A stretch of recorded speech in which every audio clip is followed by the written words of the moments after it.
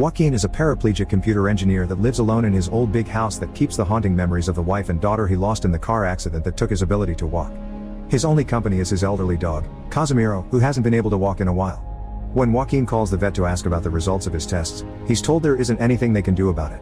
So Joaquin searches the internet for painless ways to put down a dog, buys the corresponding narcotic, injects it inside some biscuits, and puts them away in a jar for when the time comes.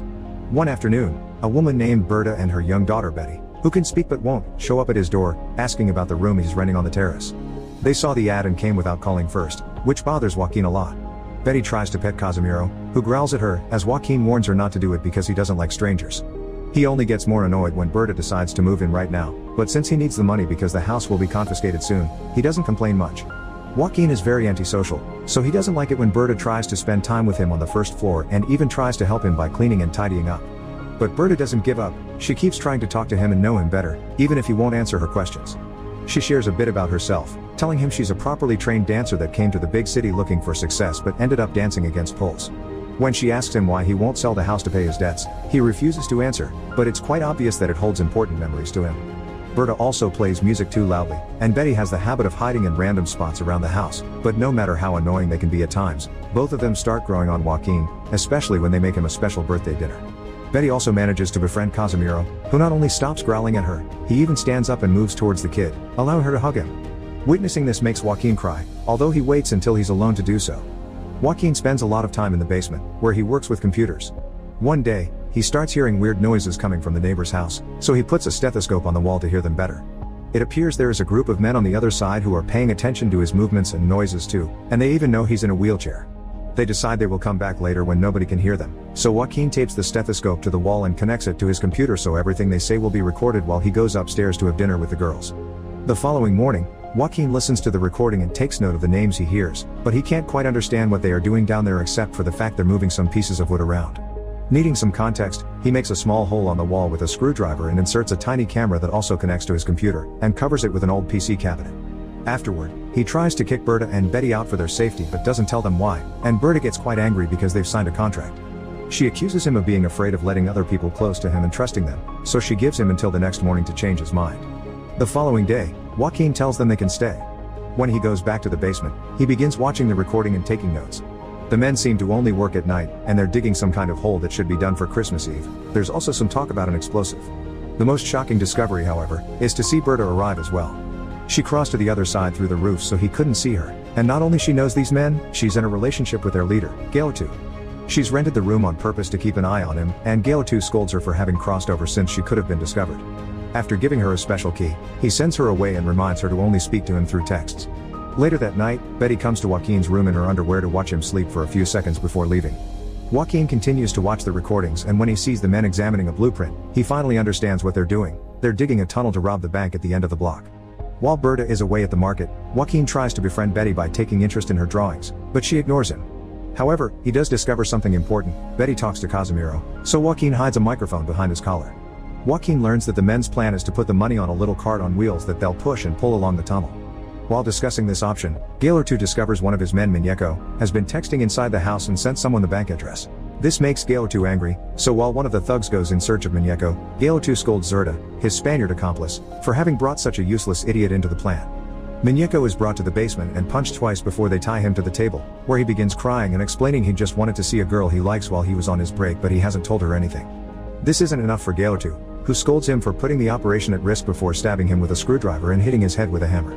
Joaquin watches all this with a phone in his hand, wondering if he should call the police or not, but he doesn't dare.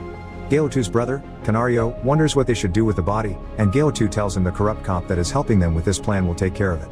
Later, after recovering the microphone from Casimiro's collar, Joaquin puts a sedative in Berta's wine and ties her to his bed, then he takes her phone and sets up an alarm for when he needs to sedate her again. Afterward, he keeps watching the recordings, where he learns that the thieves have received information from the cop they're working with. They've been told that they mustn't touch safes 747 and 748 because they belong to very important dealers. A new person also arrives with the explosive they'll use to enter the bank. It's a woman, Renee, who will have to take over Muñeco's place. When Berta wakes up, Joaquin feeds her and asks her why she's going out with such a douche, but Berta says he isn't a bad guy. He may be a thief but he won't hurt anybody. To get her to cooperate, Joaquin brings his laptop and shows her what they did to Muñeco. While she watches how horrible her boyfriend truly is, Joaquin goes to see Betty, and after teaching her she mustn't be scared of him, he allows her to take his daughter's old room and take Casimiro with her. Then, Joaquin begins working on a plan to take some money from the thieves. He thinks he can dig a hole on his floor right above their tunnel and simply lean in and take some money from their little cart when it's passing by. When he tells Berta about this idea while massaging her limbs, Berta tells him he'll get caught and killed, but he trusts his idea and puts her to sleep again after stealing her necklace where she keeps the key Gaylor 2 gave her. Joaquin goes back to watching the thieves work and hears them curse when they find a water pipe in the tunnel, which means they've been digging in the wrong direction.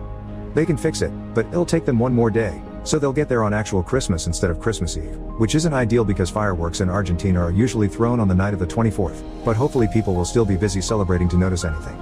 The real bad news for Joaquin is the fact they changed the little cart for a cat carrier because it is bigger, sturdier, and if it is knocked over things won't fall off it, which means he won't be able to rob it as it passes because it's not open on the top like the little cart. There's no other choice. Joaquin changes his plans. He finishes opening the hole on the floor and he goes down to cover the lid he made for it with dirt and seal it properly so it isn't noticed. He also examines the pipe and takes its measurements, making sure water is still running through it. However, when he tries to go back, he sees Gaylor 2 and Canario coming down the tunnel, so he hurries to hide in the abandoned area while hearing them talk about a safe house only the two of them and Zerda know about. Canario isn't very happy about Zerda knowing too because he doesn't trust him, especially after what happened with Muñeco. After the two men leave, Joaquin returns to the house just in time to sedate Berta again, but Betty is nowhere to be seen. After finding Casimiro alone, Joaquin realizes what has happened. Betty has gone down the hole. Joaquin checks the camera and sees his suspicion is true. She is in the other house snooping around. At that moment, the men return to the basement, but luckily Betty knows she needs to hide. While Zerda looks for his watch, which he is sure he left there and now he can't find, one more person joins them. It's Gutman, the corrupt cop that is helping them with this operation. He's brought them a list of all the safes that must be avoided because they're connected to the alarms, and he promises to send police cars to patrol anywhere but that neighborhood. In exchange, Gaylor 2 must recover the papers from safe 155, which someone is using to blackmail Gutman.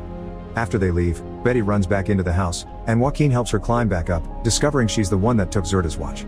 Afterward, Joaquin notices that Gaylor 2 is calling Berta instead of texting her, and he needs her to pick it up so he doesn't get suspicious. Since she still refuses to cooperate, Joaquin brings his computer again after pointing out Betty stopped talking 2 years ago, which is also when she met Gaylor 2. He plays the recording from Casimiro's collar, where Betty is telling him how Gaylor 2 touched her in secret.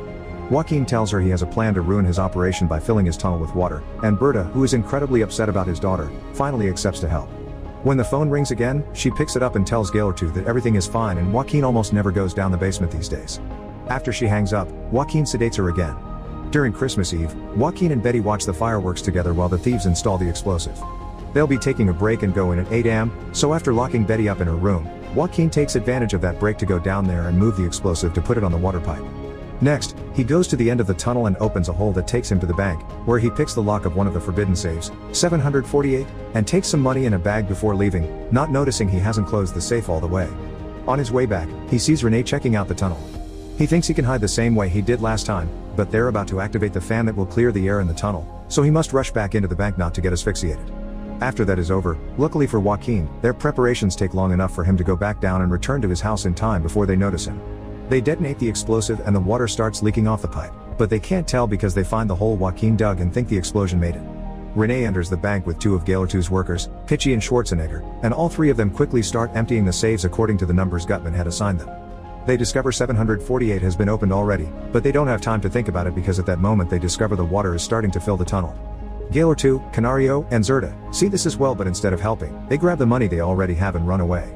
Pitchy and Schwarzenegger try to escape as well, but the tunnel is already half full, so they go back into the bank and open one of the connected safes to activate the alarm so the police can find them before they drown. But Renee, who has tried to cross the tunnel as soon as she saw the water, doesn't make it to the other side in time and gets stuck in the middle. Hearing her cries for help, Joaquin opens the hole and tries to help her, but as soon as she sees him, she starts yelling and warning the others about the neighbor as she tries to pull him down with her, so Joaquin lets go of her and closes the hole again, leaving her to drown. The pipe finishes breaking and water soon starts flooding the bank in Joaquin's basement. He takes off the whole lid and washes the dirt off so it doesn't look suspicious, then he pulls a rope he had prepared earlier to make a bunch of old computer cabinets fall on top of it as he leaves the basement with his bag of money. As power goes out on the whole block, he checks on Berta, who attacks him and pins him to the bed, demanding to know why he didn't trust her. Joaquin kisses her and tells her he has the money, so the three of them could escape together, but Berta doesn't accept this. She grabs the syringe to try to sedate him, so Joaquin has no other choice but hit her to knock her out. After injecting her the sedative, he washes the dirt off his body and goes outside to talk to the police, pretending to be an innocent neighbor that is worried about the water in his basement, and he's told to wait inside. Gutman is nearby overseeing all this and he calls Gaylor to know what happened, but he doesn't understand either. Gutman hangs up on him when he hears they couldn't retrieve his papers. Moments later, Gutman takes a group of cops with him to search Joaquin's house, and he allows them in, still pretending to be an innocent citizen that only wants the system to do something about all the flood damage. He had already let Betty out and made her stay with Berta in his room so he could pretend they are his wife and daughter. The basement floor has sunk, so the cops can't find the hole he dug there and they accept there's nothing weird in his house. Gaylor keeps trying to call Berta's phone, which is in Joaquin's hand and is ignored, but when Gutman is on his way out of the house, he takes the phone thinking it's Joaquin's and saves his number, asking him to give him a call if he remembers anything that could help the investigation. Just a few moments later, Gaylor, together with Zerda and Canario, come to the house too, pretending to be cops. Not wanting to raise suspicion, Joaquin allows them inside as he sends Gutman a text asking him to come over. At the same time, Gutman is calling Gaylor to yell at him for having opened safe 748, but Gaylor hangs up on him without a care before interrogating Joaquin. He tells him all he knows is that his basement got flooded when some thieves tried to rob the bank and that he lives alone because the woman that was renting his room left yesterday. But at that moment, Betty comes out of the room, blowing his story. Gaylor takes out his gun and after checking on Berta, who is still sedated, he picks up Betty and tries to interrogate Joaquin again. He still plays innocent and makes up more lies that end up contradicting each other, so Gaylor pushes him off his chair and onto the floor. Canario starts hitting him and kicking him, trying to get him to confess, and he's only saved by Berta's phone suddenly ringing. Gaylor finds it and picks up the call only to discover it's Gutman, telling who he thinks it's Joaquin that he's at the door. Freaking out at this turn of events, Gaylor lets Gutman inside and demands to know why he has Berta's number as Canario ties him up. Gutman doesn't know what's going either, so Gaylor gets ready to shoot Joaquin, and that finally makes him talk. What he says, however, is another lie, but one more convincing this time. He asks Zerda to help him, pretending to know him. Using all the information he heard while spying on them, he tells Gaylor that Zerda would come to his house by crossing the roofs to beat up and sedate Berta. He was the one that told Joaquin about the robbery and told him to open a hole on the floor to take some money that they would later divide among the three of them. Zerda calls him a liar, so to prove his made-up story, Joaquin mentions the safe house only Gaylor, Zerda and Canario knew about, and tells them to open a nearby cupboard, where they find Zerda's watch, which Joaquin claims he forgot there. Finding himself cornered, Zerda shoots Canario, who also shoots in return and they both kill each other at the same time. While Gaylor cries over the body of his brother, Berta wakes up and grabs a dropped gun, which she uses to kill Gaylor for what he did to her daughter. Gutman escapes the flimsy rope they had tied him with and offers his help. He puts the bodies in the trunk of his car and gives Joaquin some tips on how to clean the blood off the floor before asking him for the money he stole. Joaquin refuses to give it to him and shows him he has a recording of him working with the thieves, which could get him in trouble. Gutman laughs at this and while he grabs and eats Casimiro's biscuits from the jar thinking they're normal cookies, he threatens Berta with his own gun. Joaquin has no other choice but to let him go with the money. While he's driving away, Casimiro's narcotics begin taking effect and Gutman gets dizzy, which causes him to crash his car and start a fire, so he decides to just lay down on the ground and wait for death or the police to take him. Many days later, Joaquin's house has been cleaned and emptied, and he's ready to leave it behind to start a new life with Berta, Betty, and Casimiro.